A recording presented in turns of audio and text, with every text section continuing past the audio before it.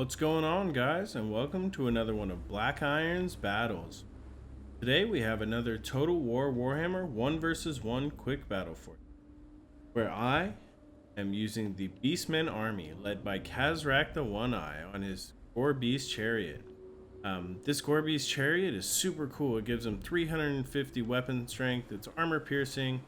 It makes him a lot harder to stop, and it is just a must include when you use Kazrak. Additionally, you'll see here in the front line, we've got two sets of Warherd with shields. I've put a few chevrons on them. The reason I bring those is to soak up any ranged fire.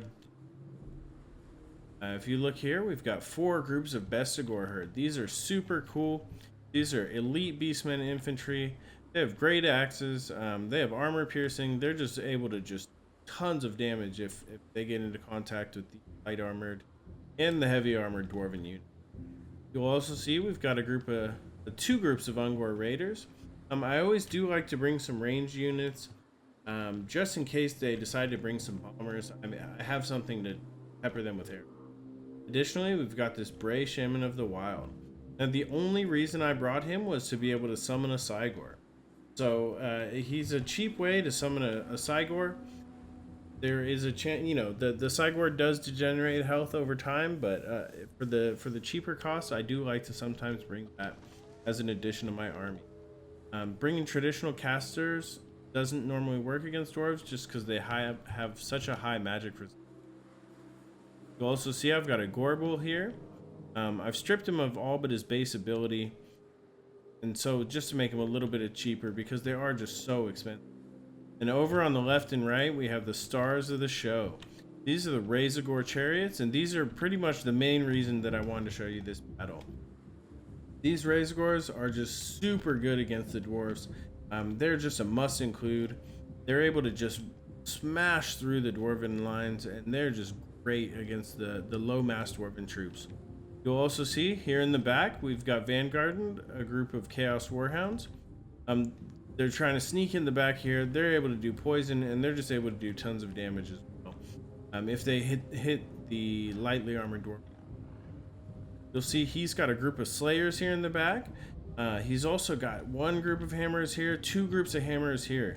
Now these Hammers are super strong. They've got 50 weapon strength. They're armor piercing. These are just really strong elite dwarven infantry. Additionally, he's got these cool Iron Drakes here in the middle. You see these guys, they've got flaming cannons. These are just able to do a ton of damage to mass troops with their AoE attack. You'll also see he's got a Runesmith over here on the right to support his troops. And he has Dwarf Warriors with great weapons here in the front. He's also got a generic Dwarf Lord. This is just a cheap way to fill in your Lord spot. He's definitely strong. He's still got 120 armor.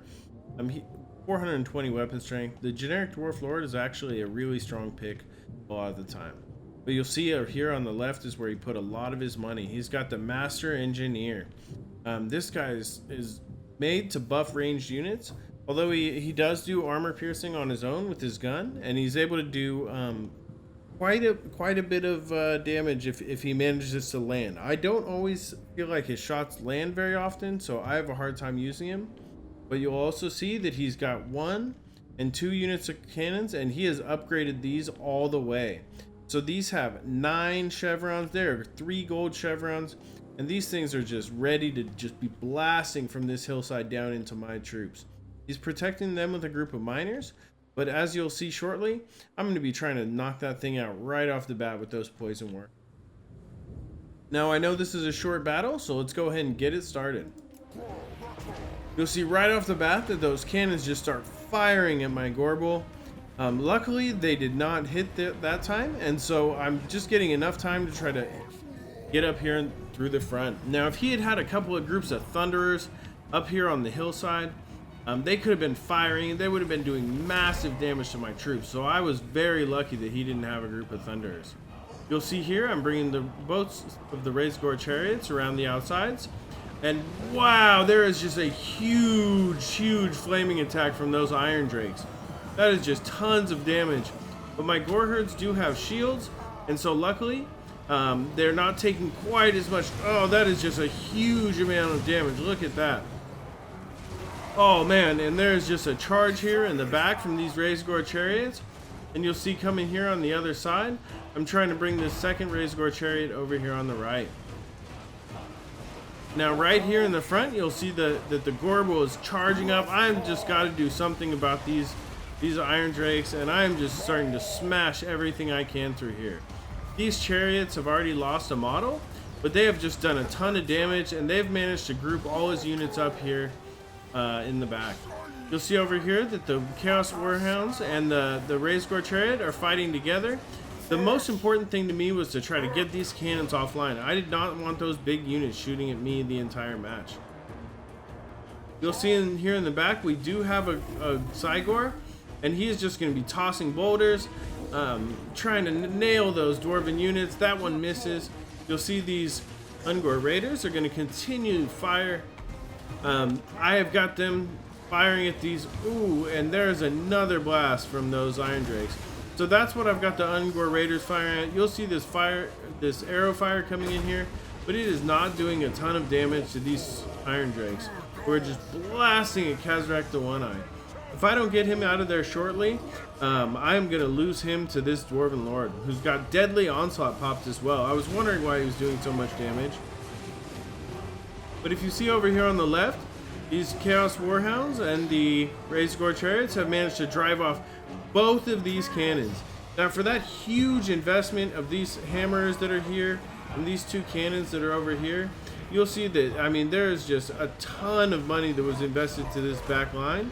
And the mobility that these chariots give, and the fact that they're just so hard for the Dwarven player to tar pit without the Dragonback Slayers, means that this back line was just shattered and demolished before it could even get going. You'll see up here in the front, the Dwarven Lord has broken.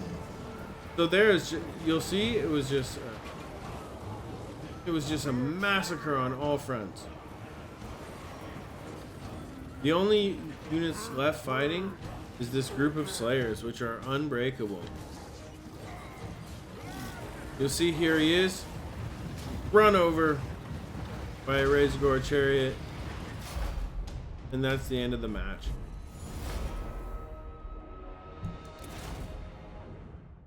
So let's look at the post-game wrap-up here. We do have 59 kills with Khazrak the One-Eye. The fact that I was able to put him on a Gorbeast chariot and smash him through these Dwarven lines. I mean, look at these chariots. 87 kills, 2 chevrons gained, 61 kills. I mean, these units that hit him here in the back were the stars of the show. They pretty much demolished the entire Dwarven team on their own, with definitely some few kills spread across these 4 groups of best score herds who are fighting at the mouth of the valley. What you won't see on here is my Cygor. I wish they had some way to show that, to see how many kills the Cygor got there. I wish I had moused over him. That's always fun to see how much you're... You'll see over here on the right, I mean, these cannons, as expensive as they were, they got 3 and 6 kills apiece. I mean, there was just nothing for them to be shooting at, really. I didn't really have anything big. There was no giants or anything like that. They could have been well served by a couple groups of Thunderers and maybe a little bit stronger for frontline. You'll see these hammers as well. I mean, 0 kills, 2 kills. They were fighting the chariots. They just really weren't able to put anything into the fight with the 1,600 that they cost. I mean, put together with, I'm sure, what is about 1,600 for these cannons. You'll see why the army crumbled so quickly. It's just so hard to play dwarves against a mobile army with a bunch of chariots and I want to say great game to my opponent, Banana Man. And thank you all so much for tuning in. Please subscribe below for more great online battles. This is Black Iron, and I hope you've enjoyed another one of Black Iron's battles.